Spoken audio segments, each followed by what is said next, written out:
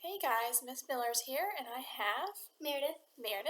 and this week we are talking about going to the beach.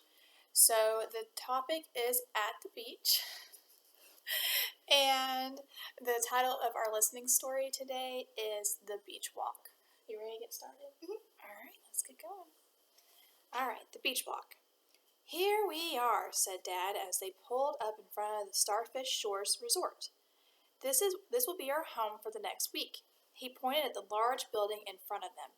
Yippee! Shouted Marcos as his brother Lucas from the back seat. May we go see the beach? Asked Marcos. First, we need to check in, get our room key cards, and take our suitcases to our rooms, said Mom. After we unpack, we will walk down to the beach. Here's my question. What will the Flores family do before they walk to the beach? They'll check in, they'll unpack their suitcase, and they'll take their suitcases up to their room. Right. So they'll check in, they'll walk up to their room and put their suitcases away and go ahead and unpack. So they'll get all the things done first, and then they'll go take their walk and see the beach. I know it's really hard to wait, but you have to do things first. They're important. Lucas was the first to find the door with the room number 305 on it. Dad let him slide the card to open the door. Lucas, look! Marcos rushed to the sliding glass door and that led out to the balcony. The ocean is right there. Mom walked over and slid the door open. They stepped outside. They could hear the waves slapping on the shores and breathed in that salty air. Here's my question.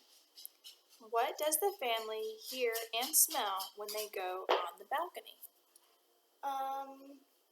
They smell salty air, and what do they hear? They hear the waves. Yep, they hear the waves crashing. They're so close they can hear them. We're going to the beach soon. I can't wait. After they got everything put away, the Flores family headed to the elevator. Marcos pushed the one button to send the elevator back to the first floor. Mrs. Larson will be glad to hear that I was able to practice my numbers on vacation, he said. When they reached the beach, Marcos and Lucas took off their flip-flops and walked down to the water's edge. As the waves washed over their feet, the boys could feel the sand moving underneath them.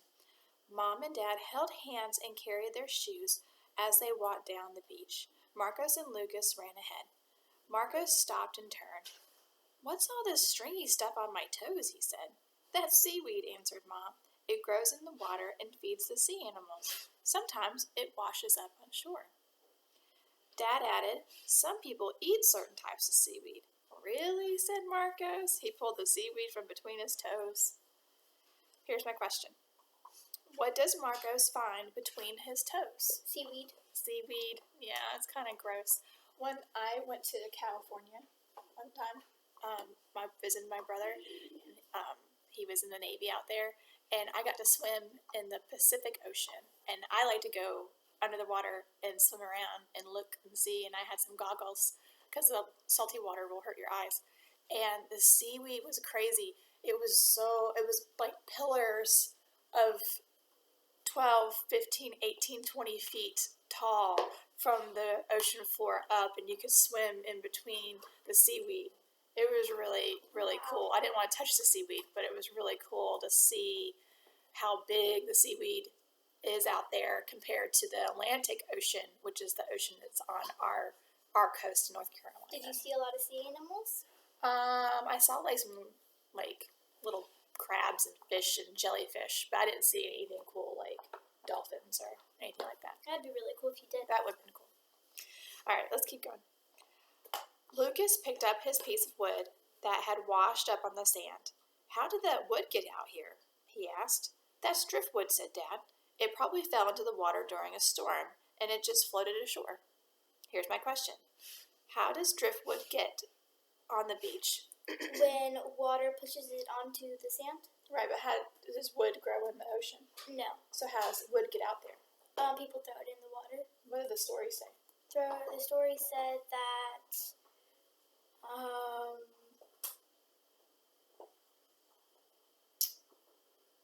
drifted.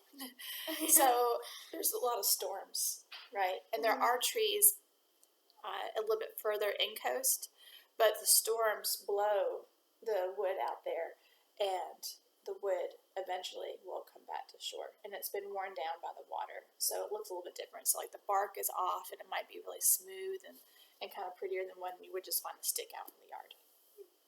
All right. Ouch, shouted Marcos as he lifted his foot. What did you step on? Asked Mom.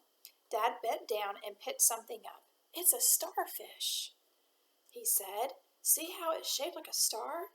Maybe that's why they call this place Starfish Shore, said Mom. Dad looked at his watch. We'd better head back to our room. It looks like it's dinner time. Is anyone hungry?